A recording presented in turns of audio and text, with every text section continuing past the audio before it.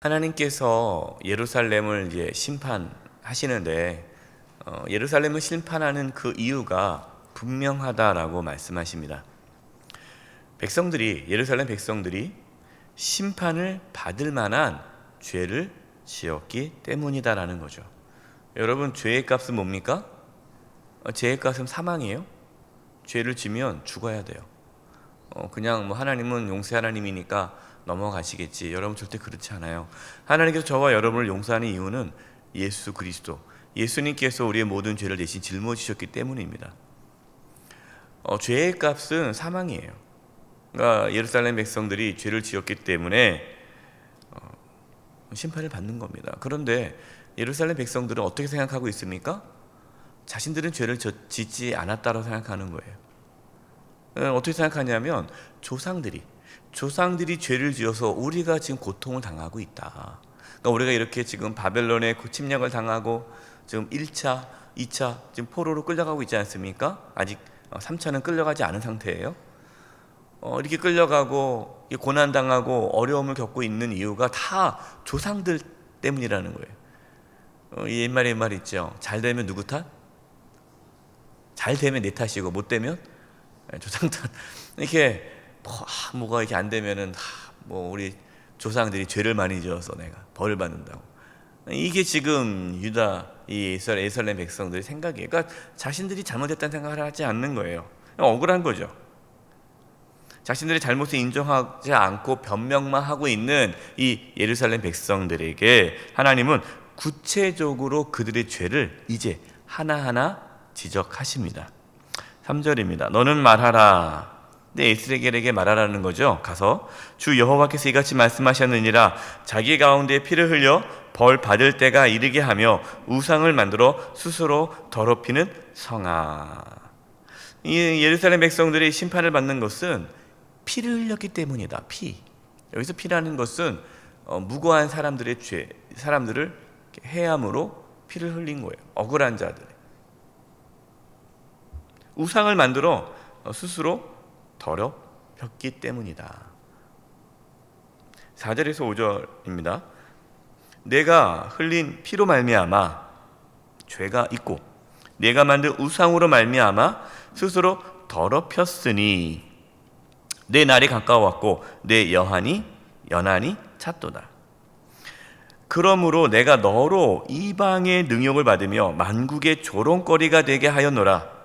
너 이름이 더럽고 어지러움이 많은 자여 가까운 자나 먼 자나 다 너를 조롱하리라. 그러니까 너희가 피를 흘렸고 악을 행했고 우상을 섬겼기 때문에 내가 너희를 조롱거리가 되게 하겠다. 이방의 조롱거리가 되게 하겠다. 그러니까 지금 이 예루살렘 사람들의 계속 생각은 자기네들은 선민이라는 거예요. 선민. 하나님께 선택하셨다. 이방인들이 우리를 어떻게 할 수 없다. 왜? 하나님께서 우리를 지켜주시니까 감히 저 더러운 이방인들이 우리를 어떻게 해야겠느냐 하겠는데 하나님께서 그렇게 하신다. 하나님께서 이방인의 조롱거리가 되게 하신다. 그러면서 이제 구체적으로 어떤 죄를 지었는지를 말씀하십니다. 6절입니다. 이스라엘 모든 고관은 각기 권세대로 피를 흘리려고 내 가운데 있었도다. 이스라엘의 지도자들. 먼저 여러분, 어떠한 공동체든지 지도자의 타락이 그 공동체의 타락을 이끌어요. 이 지도자들이 자신들의 권력을 갖고 피를 흘리는 거예요. 이 말은 뭐냐면 자신들이 힘을 사용해서 연약한 백성들을 압제하고 억압하는 거죠. 불법을 행하면서 힘없고 무고한 자들을 착취하였습니다. 예전에 이제 그런 일이 많잖아요. 그냥 무조건 잡아가는 거, 죄도 없는데. 그리고 때리면서 네가 했지. 그러면 어떻게 해요? 계속 맞는데. 죄송합니다. 내가 했습니다. 그래, 그럴 줄 알았어. 감옥에 넣고. 돈 없는 자들은 그냥 잡아가는 거예요. 돈이 있는 자들은 또 죄가 있어도 또 풀려나고. 이것이 이 당시에는 아주 심했고, 이 힘 있는 자가 힘 없는 자를 빼앗고 때리고 착취했단 말이에요. 그러니까 얼마나 이 억울한 자들의 피가 많이 이렇게 있었겠습니까? 7절입니다. 그들이 내 가운데서 부모를 업신여겼으며 내 가운데서 나그네를 학대하였으며 내 가운데서 고아와 과부를 해하였도다. 그 지도자들이 부모님을 업신여겼다라는 거예요. 여러분, 10계명 5번째 계명이 무엇입니까? 내 부모를 공경하라. 첫 번째부터 네 번째 계명은 하나님에 관련된 계명이고, 이제 5제부터는 이 땅에서 우리 사람이 어떻게 살아가야 할지에 대한 말씀인데, 그 첫 번째 계명이 부모를 공경하라예요.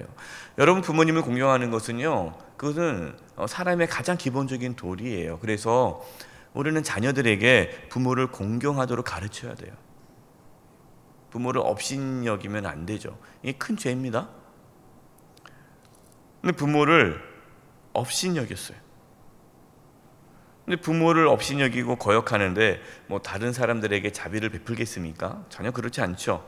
그러니까 나그네를 학대하고 고아와 과부를 해하였어요.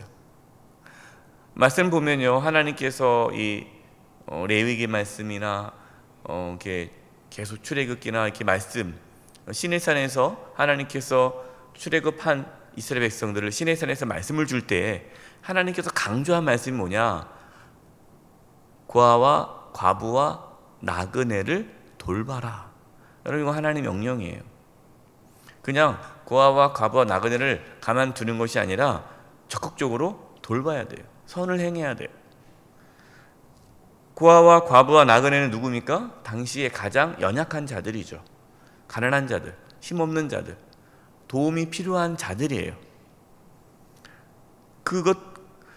그분들을 돌보는 것, 이것이 하나님의 뜻입니다. 그런데 이 예루살렘 지도자들은 나그네와 고아와 과부를 돌보기는커녕 오히려 학대하고 해하였다라는 거죠. 하나님께서 이 예루살렘 성을 심판하신 이유는 단순히 뭐 나한테 잘하지 않아서, 뭐 하나님께 예물을 잘 드리지 않아서, 뭐 제사를 잘 지내지 않아서 그것 때문에 하나님께서 해하신다라고 말씀한 것이 아니라 너희들이 피를 흘렸다라는 거예요. 약한 자들을 압제하고 고아와 과부를 돌보지 않고 부모를 거역하고, 이 부분을 놓고 하나님께서 말씀하시는 겁니다. 하나님의 관심은 뭡니까? 유다 백성들의 삶이에요. 삶. 여러분, 하나님께서 저와 여러분의 무엇을 바라볼까요? 하나님의 관심이 무엇일까요? 우리가 이렇게 나와서 예배드리고, 주일 나와서 예배드리고, 하나님께 기도하고, 뭐 말씀 읽고, 신앙생활하는 그곳만 하나님께서 바라보실까요? 물론 그걸 귀하게 여기시죠. 그러나 하나님은 우리의 삶 전체를 보세요. 우리가 부모님을 어떻게 대하고, 우리가 연약한 자들, 가난한 자들, 지금 주변에 고통받고 어려운 자들을 우리가 어떻게 대하고 있는지, 돌보고 있는지, 주변에 있는 우리 믿음 형제자매들에게 우리가 어떻게 대하는지, 그 삶을 보신다는 거예요. 하나님께서 기뻐하시는 예배는 삶으로 드리는 예배예요.